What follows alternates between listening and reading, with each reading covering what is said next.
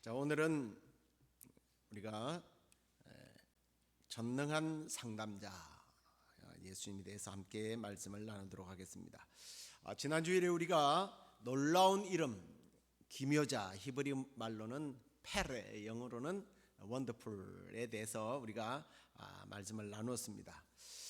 자, 예수님은 하나님의 아들이시죠.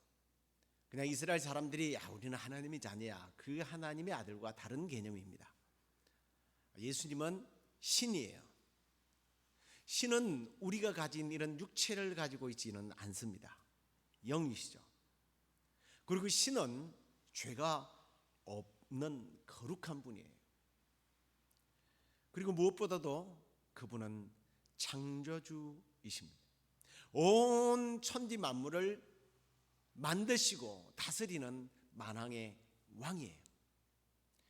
우리 인간은 한계가 있지만 그분은 한계가 없으신 분이십니다. 무한한 지혜와 능력을 가지신 전지전능한 분이세요. 믿습니까? 그분이 우리 예수님이에요. 그런데 그런 분이 자신이 창조한 피조물, 유한하고 한계를 뛰어넘지 못해서 그저 안타까워하고 가슴 찢고 사는 우리의 육신의 몸을 입고 이 땅에 찾아오셨어요. 만왕의 왕이신 그분이 인간의 육체를 입고 이 땅에 오셨단 말이에요. 이게 놀라운 일이죠. 그런데 그 놀라운 분이 이 땅에 오셔서 내가 하나님의 아들이야, 내가 신이야, 나를 믿는 자는 죽어도 살고 또 살아서 나를 믿는 사람은 영원히 죽지 아니할 것이야 라고 바로 말했다고 생각해 보십시오. 뭐라고 그래요? 약간 미쳤구나 라고 할 겁니다. 그래서 하나님은 당신의 창조의 섭리와 또 하나님의 약속을 이행하기 전에 그 선지자들을 통해서 예수님의 탄생을 미리 예언케 하셨습니다. 그래서 지난주에 이어서 이사야 선지자를 통해서 예언하신, 그 예언하신 대로 이 땅에 오신 예수 그리스도, 그분에 대하여 우리가 이 성탄의 계절에 좀 더 깊이 우리가 어떤 지식을 넓히는 게 아니라 좀 이해력을 넓히고 그분이 얼마나 대단한 분이신지를 우리가 함께 또 발견하는 그런 시간이 되기를 간절히 소원하고요. 무엇보다도 저는 바라기는 이 이름 속에 들어있는 그 놀라운 비밀과 능력이, 조금 전에도 말씀드렸습니다만 단순히 내가 모르는 걸 알았네 이게 아니라 그 예수 그리스도의 이름 안에 있는 그 의미와 능력들, 그 뜻이 여러분과 저의 삶에, 우리 가족 가운데, 이 땅 가운데 충만하게 적용되는 그런 기회가 되기를 주의 이름으로 축원합니다. 자, 사람마다요 이름이 있어요. 근데 이 이름을 부모님이 지어주시는데 어떤 의미예요? 이 이름대로 살아라, 부모의 소원을 담아서 또 우리 믿는 사람들은 기도를 하면서 그렇게 이름을 지어줍니다. 여러분의 이름이 어떻게 지어졌는지 들으려고 하면 또 설교 시간 다 가니까 제 리퍼토리를 또 이야기할 수밖에 없네요. 저희 가문은 우리 사촌들이 다 명자 돌림입니다. 우리 형님 명덕, 명헌 이렇죠. 근데 이 명자가 밝을 명이에요. 만약에 제 이름을 원래대로 짓는다면 밝을 명, 법헌 주로 이렇게 쓰죠. 그래서 법을 이렇게 세상에다가 널리 알려라. 근데 섬마을에 무슨 법이 있겠습니까? 그게 그런 의미가 아니거든요. 저희 어머니가 저희 이름을 지을 때는 그런 의미로 지은 게 아니에요. 어머니가 장티푸스를 두 번째 알았을 때에 거의 죽어가고 있는 그런 상황에서 본인이 어릴 때 그 아버지, 외할아버지죠, 저에게 있어서 외할아버지가 어디 갔다 와서 성경책을 하나 들고 와가지고 세상에는 예수신이 있는데 예수를 믿어야 네가 산다라는 말이 갑자기 생각나더래요. 죽어가면서. 그 당시에 저의 이제 이름을 지어주신 장로님이신데 그 장로님이 개척을 막 하던 상황이었어요. 그분을 저희 교회가 그 선말교회 62년도에 세워졌으니까요, 초청을 해가지고 바로 예수 그리스도를 영접하고 기도를 했는데 그 열병이 떠나가 버린 거예요. 마치 베드로 장모가 예수님 모셔서 기도했을 때 열병이 떠나간 것처럼. 그 다음 날부터 바로 새벽 예배를 다녔습니다. 별로 여러분은 안 놀라는 것 같지만 저는 꽤 놀랐어요. 근데 그러고 나서 아기를 뵌 거예요. 근데 태몽이라는 게 있잖아요. 근데 태몽이 뭐 전설 같은 이야기입니다만 하늘로부터서 포장이 예쁘게 된 선물이 하나 이렇게 내려오더래요. 근데 너무 예뻐서, 저는 별로 예쁘지 않지만 그 선물이 너무 예뻐서 아유 내가 어떻게 이걸 받냐고 그러면서 하늘로 다시 올려보냈다는 거예요. 그 장로님께 이야기를 했더니 장로님께서 이건 당신 그 날 아이가 남자아이일 것 같은데 하나님께 다시 드려야 된다고, 그러면서 이름을 발걸명이 아닌 목숨명으로 하고 헌자를 바칠헌 하나님께 드린다라는 의미로, 그래서 저는 목숨을 하나님께 드린다라는 의미로 이름을 지었습니다. 얼마 전에 제 집사람이 그 흥미로운 유튜브 하나를 보냈는데 꼬마 목사가, 혹시 보셨는지 모르겠어요. 막 완전 스타가 됐어요. 막 꼬마가 뭐 목사인 흉내를 막 내더라고요. 제가 어릴 때 그러고 살았어요. 너는 목사가 돼야 된다, 목사가 돼야 된다. 그러니까 고구마 가마니 위에 올라가 가지고, 지금 유튜브로 아마 찍었으면 과간이 아니었을 것 같아요. 저도 지금도 생각나요. 형들, 누나들, 친구들 막 모아놓고 막 설교를 하고 그 위에서 막 미십니까 막 하고 막 그랬거든요. 형들, 누나들이 막 좋아가지고 막 박수치고. 지금 했으면 유튜브 스타가 됐을 텐데. 자, 저는 그래서 저희 이름대로 이렇게 목회를 하고 있습니다. 예수님 태어나시기 전 759년 전에 이사야가 오실 메시아가 어떤 분인지 하나님으로부터 계시를 받아서 사람들에게 기록한 내용을 우리가 지금 보고 있는 거예요. 그게 첫 번째는 페레, 놀랍다. 너무나 놀라운 분. 이름만 놀라운 것이 아니라 그분이 하시는 모든 일들이 놀라운 일을 행하셨다고 지난주에 말씀을 드렸고요. 오늘은 두 가지의 또 다른 이름을 나누게 될 겁니다. 첫 번째 이름은 모사예요. 우리나라 말의 사자성어에 그 조사모사도 있고 조삼모사도 있는데 같은 말입니다. 간사하게 잔꾀로 남을 속인다는 뜻으로 조삼모사라는 말을 쓰는데, 근데 이 앞에 거를 떼내고 뒤에 모사만 붙이면 이게 탁월한 능력을 가지고 문제를 풀어가는 사람들을 모사라고 이렇게 부릅니다. 근데 어쨌든 조삼모사가 있다 보니까 저는 별로 이 모사라는 번역에 대해서 그렇게 좋아하진 않아요. 근데 영어로는 보면 뭐라고 돼 있어요? 카운슬러예요. 상담자라는 뜻이에요. 히브리어 야츠라고 하는 이 말도 상담자입니다. 상담자. 조금 더 의역을 하자면 조언하는 사람이죠. 조언자죠. 과거 우리나라에는 그렇게 이 성경을 번역할 당시에만 해도 상담에 대한 부분이 발달되어 있지 않았습니다. 그래서 상담자라고 번역하면 상담자가 뭔데 상남자인가 뭐 이렇게 나올까 봐 아예 모사라고 이렇게 불렀어요. 상남자입니다. 근데 오늘날에는 이 상담자라는 말이 굉장히 친숙하죠. 그래서 우리가 이해하기가 쉽기 때문에 저는 상담자로 이제 이야기를 하겠습니다. 예수님은 우리의 상담자시라는 거예요. 오늘날 이 시대는 훌륭한 상담자를 많이 필요로 하고 찾아요. 그런데 이 하시는 이 학자들이요 너무 많아요. 상담 기구도 있고요, 정신 그 의사들 이런 사람들이 정말 많아요. 특별히 약물도 많고요. 그런데도 불구하고 이상하게 옛날보다 근심과 걱정도 없이 살 것 같은데 과거보다 현대인들이 더 불안과 공허함과 고독과 허무에 빠져서 소위 말하는 정신적인 질병, 그 우울증에 시달리는 사람들이 너무 많아요. 그리고 영혼의 질병에 시달리는 사람들도 너무나 많이 보게 됩니다. 그래서 사람들은 훌륭한 상담자를 찾아가서 내 문제를 해결받고자 해요. 그런데 문제는 오늘날 내 문제를 속을 탁 털어놓고 시원하게 이야기할 상담자를 찾기가 쉽지 않다라는 겁니다. 아니, 있다 할지라도 자기 자존심 때문일까요? 자기 비밀을 지키고 싶어서 찾아가는 것을 꺼려합니다.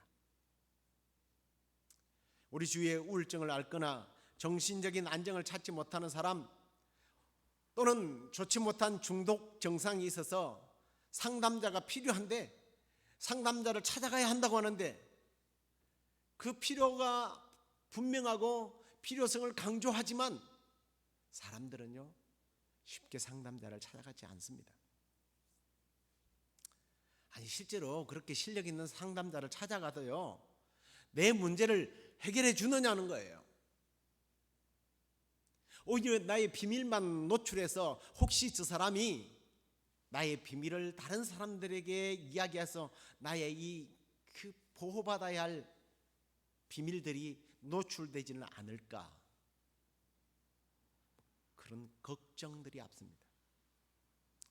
저도 대학원에서 상담학을 공부를 했습니다만, 그 상담학을 공부할 때만 해도요, 저는 점수가 꽤 높았거든요. 그래서 상담하는 소질이 있구나, 내가 앞으로 상담을 잘 할 수 있을 것 같아, 그리고 이 배운 것을 적용하면 참 성도들을 잘 상담해서 분석하고 해결해 줄 것 같아 라는 생각을 했습니다. 근데 그게 착각이더군요. 실상은 그렇지가 않아요. 성도들이 저에게 상담을 그렇게 많이 하지 않습니다.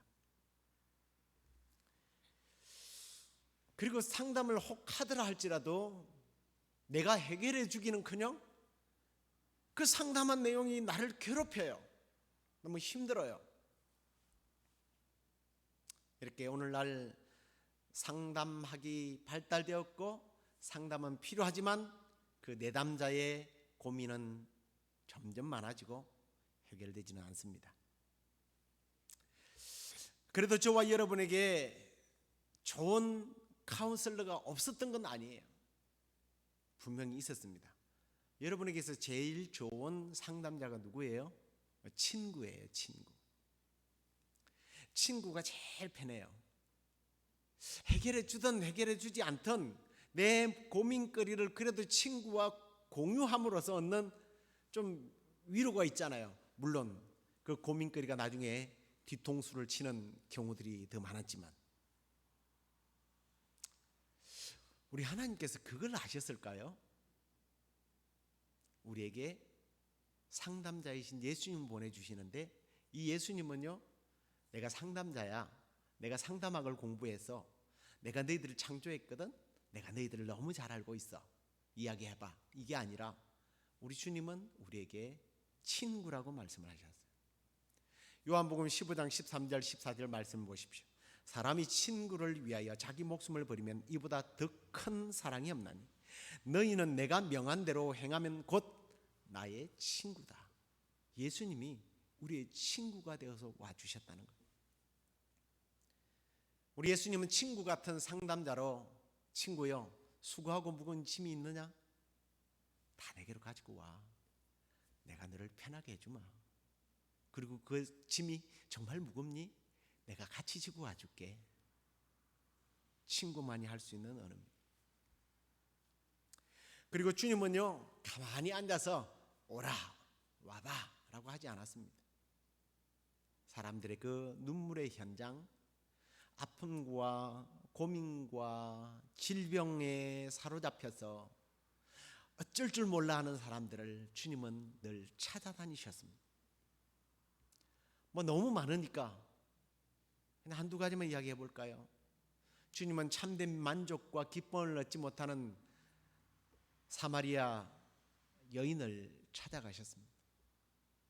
남편이 5이나 있는데 그 남편으로부터도 만족을 누리지 못해서 또 다른 남자를 찾고 있는 상황이었습니다. 그러다 보니까 사람들이 멸시를 하고 비난을 하니까, 그 당시 유대 나라에 지금도 그렇습니다만 사람들이 움직이지 않는 정오에 다 오침을 하는 그 시간에 혼자서 외롭게 물을 길러온 여인, 이 여인을 주님은 찾아가셔서 친구가 되어 주셨어요. 말동무가 되어 주셨습니다. 그리고 영원한 생수 되시는 자신을 소개합니다. 어디 그뿐입니까? 폭력마귀, 군대 귀신이 들려서 자기의 몸을 자해하고 사람들을 괴롭히는 그라사의 광인을 주님은 직접 찾아가셨어요. 여러분, 성경을 쭉 보면요, 물론 사마리아도 그랬어요. 사마리아를 주님이 찾아갈 이유가 없었습니다. 유대인들은 사마리아를 가지 않아요. 근데 주님은 찾아가셨어요. 그라사의 광인을 찾아갈 때 풍랑만 만났어요. 어려움을 겪었어요. 그곳에 가서 다른 사역 전혀 하지 않았어요. 그 미쳐 날뛰는 그 한 사람을 주님은 찾아가셨어요. 친구가 어려움을 당하니까 친구 된 그에게 찾아가신, 또 다른 친구, 병들어 죽었다는 나사로를 주님은 찾아가셔서 그 두 자매의 눈물을 씻어주시고 그 오빠를 살려주신 친구 되신 주님, 이렇게 찾아와 주신 예수님은 세상 끝날까지 너희와 항상 같이 해주마 하고 약속하셔서 그 약속을 지키기 위해서 오늘날 우리에게 무엇을 보내주셨어요? 성령님을 보내주셨어요. 근데 예수님께서요, 요한복음에 보면 내가 그 성령을 보내주는데 그 성령이 뭐라고 불러요? 보혜사다. 보혜사라는 뜻이 뭔지 아세요? 카운슬러예요. 상담자예요. 우리 주님은 성령을 통하여 우리의 속에 오셔서 상담자가 되어주시는 거예요. 제가 상담학을 배울 때 교수님께서 누차 강조하신 것이 있어요. 가장 상담을 잘하는 사람이 누구냐면 잘 들어주는 자래요. 내담자의 고민을 들어주는 거래요. 아마 여러분들도 그 정도 상식은 알고 있을 겁니다. 바울은요, 그래서 우리의 고민을 가장 잘 들어주실 분이 누구냐면 성령님이라고 불러요. 성령님이 내 안에서 들어와 계시기 때문에 내 고민을 알고, 또 성령님은 하나님과의 관계 속에서 영이시기 때문에 우리가 기도하는 것보다 성령님이 대신 기도해 주신다고, 우리의 고민과 우리의 간구를 올려주시는 분으로 로마서 8장에 보면 기록하고 있습니다. 상담자, 보혜사, 그분이 예수 그리스도예요. 그런데요, 내 고민을 잘 들어주고 내가 힘들어할 때 듣고 이해하고 토닥거려주는 상담자가 좋아요. 근데 여러분, 그것으로 만족이 됩니까? 그럼 끝난 거예요. 사실 우리의 친구도, 우리의 부모도, 나의 형제들도요, 나의 고민과 아픔과 슬픔을 이해해줘요. 공감해요. 동정해요. 사랑도 해요. 도와줘요. 그런데 만족이 안 돼요. 아니, 해결이 안 돼요. 나를 상담해 주었던 그들은 내 인생의 궁극적인 문제들을 해결해 줄 수 없다라는 거예요. 그런데 우리 예수님은 그런 상담자와는 거리가 멀어요. 들어주실 뿐만 아니라 우리의 모든 인생의 문제를 해결해 주시는 분이에요. 그래서 오늘 이사야는 또 다른 능력의 이름을 소개하고 있는 거예요. 그게 뭐예요? 전능하신 하나님이라. 상담자신데 전능하신 하나님이래요. 근데 이 엘 기뽀르라고 하는 이 말이요, 참 재밌는 말이에요. 이건 엘 하나님이라는 뜻이에요. 근데 원래 이 엘이라고 하는 말은 강하다라고 하는 뜻을 갖고 있습니다. 강하다. 그런데 이 기뽀르라고 하는 말이 또 강한 능력자라는 뜻이에요. 자, 강함과 강함이 부딪히면 어떻게 돼요? 여러분, 마이너스와 플러스가 딱 합쳐지면 스파크기라는 소리가 꽉 나죠. 서로의 강함은 절대 혼합되지 않아요. 이 강함은 파괴력과 에너지와 능력을 발휘하는 거예요. 엘 기뽀르, 전능한 하나님, 이 말은 강한 하나님의 또 강한 능력이라는 뜻이에요. 이게 무슨 말이에요? 무슨 말이에요? 이분이 역사하시면 못할 게 없다라는 거예요. 모든 문제를 해결한다는 뜻입니다. 조금 전에 말씀드린 것처럼 늘 우리 주위에 하나님은 상담자를 주신 것은 사실이에요. 여러분 친구도 형제들도 특별히 부모님 두셔서 그 일을 하셔요. 그러나 아니 어떨 때 우리 부모님은요 내 목숨을 내어놓고라도 문제를 해결해 주려고 하죠. 그런데 한계가 있어요. 눈물 흘릴 때 같이 눈물도 흘려주고 힘들어할 때 같이 힘들어하고 고민도 하는데 너무 감사하죠. 그런데 우리에게는 그걸 완전히 해결해 줄 능력이 없다라는 거예요. 그런데 우리 예수님은 우리의 그 고민을 아시고 우리가 무엇이 필요한지를 아시고 히브리서에 보면 우리의 고민을 체휼하시는 분으로 말씀하고 있습니다. 단순한 친구가 아니에요. 목숨을 내어주는 친구예요. 뿐만 아니라 해결하지 못했던 죽음의 문제, 죄의 문제, 인생의 궁극적인 문제를 해결해 주시는 엘 기포르 카운슬러예요. 전능한 상담자. 그분이 이 땅에 오신 날이 성탄절입니다. 그 일을 하기 위해서, 우리를 위해서 이 땅에 오신 날이 성탄절입니다.